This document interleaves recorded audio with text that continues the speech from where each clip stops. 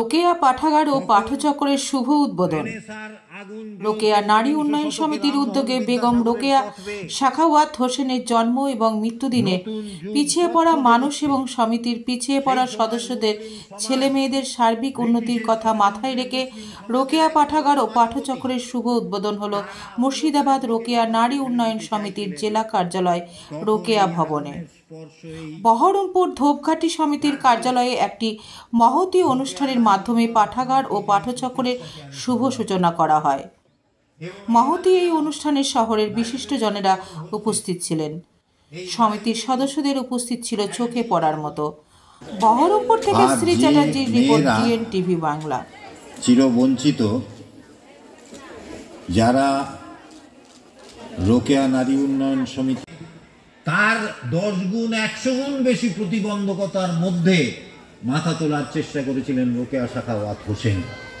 কতটা তিনি পেরেছিলেন স্বতন্ত্র কথা, কিন্তু তার চেষ্টার ঐতিহাসিক মূল্য আছে। যে ঐতিহাসিক মূল্য যে মাথার উপরে ছাদ আছে কাল থাকবে কিনা ঠিক নেই, এমন বহু নারী ওনার দিকে এসেছিল এবং এই লাইব্রেরিগুলো তখন হয়ে গিয়েছিল আধুনিক চিন্তা চর্চার কেন্দ্র, যেখান থেকে সে শুধু শিক্ষাকে একটা পাঠাগার এবং একটি পাঠচক্র উদ্বোধন, তার জন্য আমাদের আজকের এই অনুষ্ঠান। আর এটা একটা বিশেষ দিনে, যেদিন রোকেয়া সাখাওয়াত হোসেন, যার নামে আমাদের সমিতি, যার আদর্শে আমরা চলি, তার আজকে জন্মদিন এবং মৃত্যুদিন দুটোই।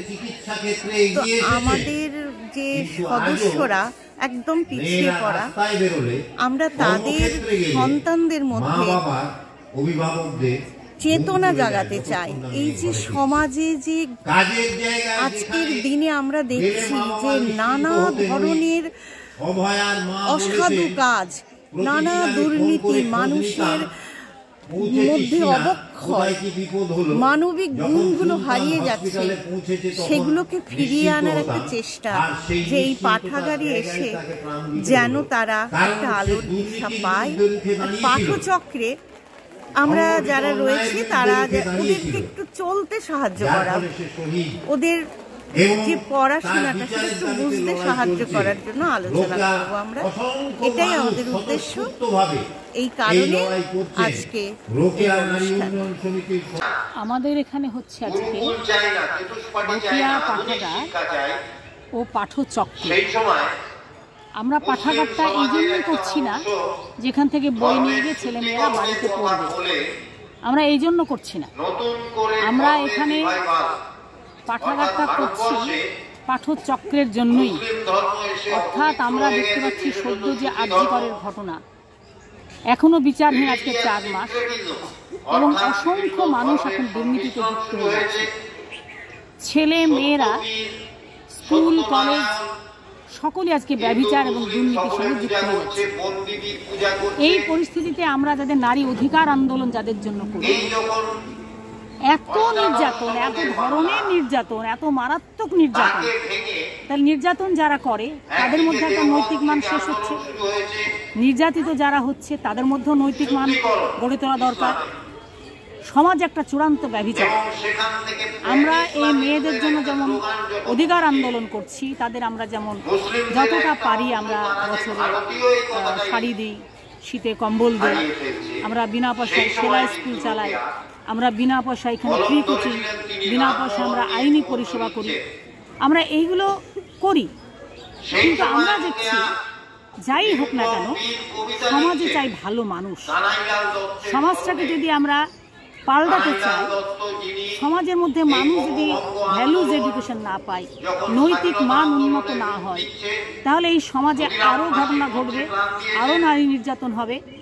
তালাক 3 তালাক বন্ধ হয়েছে, তালাক প্রথা বন্ধ হয়নি। তার দ্বারা প্রচুর নির্যাতন চলছে আর কি। ফলে এখন সমাজে ধর্ষণ, পাচার, গার্হস্থ্য নির্যাতন, পণ প্রথা, বধূ হত্যা, মানে বিরামহীন অসংখ্য ধরনের নির্যাতন।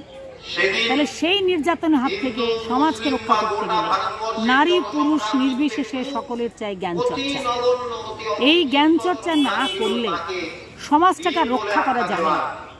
অ্যান্ড্রয়েডের মধ্য দিয়ে যে সমস্তগুলো দেখে, পর্নোগ্রাফি এবং মদের ম্যাক্সিমাম ঢালাও মদের লাইসেন্স, চোলাই মদের কারবার, এই সব মিলেই কিন্তু আজকে যেটা দাঁড়িয়ে গেছে সেটা হচ্ছে যে সমাজের এখানকার নির্যাতিতা নারী সহ স্কুল কলেজের ছাত্রছাত্রী এবং যারা বড় স্কুল কলেজে পড়ান সকলের মধ্যে আমাদের বিদ্যাসাগর চর্চা হওয়া দরকার, রবীন্দ্রনাথ চর্চা হওয়া দরকার। শুধু অনুষ্ঠান নয়, তাদের জীবন চর্চা, নেতাজি চর্চা হওয়া দরকার, আচার্য প্রফুল্লচন্দ্র রায় চর্চা হওয়া দরকার। অসংখ্য বড় মানুষের জীবনী চর্চা করে তাদের মধ্যে মূল্যবোধ গেঁথে দেওয়া, আর একটা মানুষ হিসাবে যাতে অন্যায় করতে পারে সিদ্ধান্ত টান হয় এবং তারা তাদের অধিকারটাকে সত্যি সত্যি আন্দোলন করে আদায় করতে শেখে। এই কারণেই আমরা পাঠচক্র এখানে চালু করছি এবং পাঠচক্র করছি পাঠাগারের মাধ্যমে আমাদের পাঠচক্র চালু করছি। ফলে এই পাঠচক্রে আজকে উদ্বোধন হলো। আজকে 9 ডিসেম্বর রোকেয়া সাখাওয়াতের জন্ম মৃত্যুর দিন, আমরা তার স্মরণ করছি। স্মরণ অনুষ্ঠানও বটে। এই স্মরণ অনুষ্ঠানের মধ্যে দিয়েই আমরা এত বড় মহৎ কাজে আমরা হাত দিলাম। সেই সঙ্গে ডিএনটিভি বাংলার সমস্ত দর্শককে আমার প্রণাম।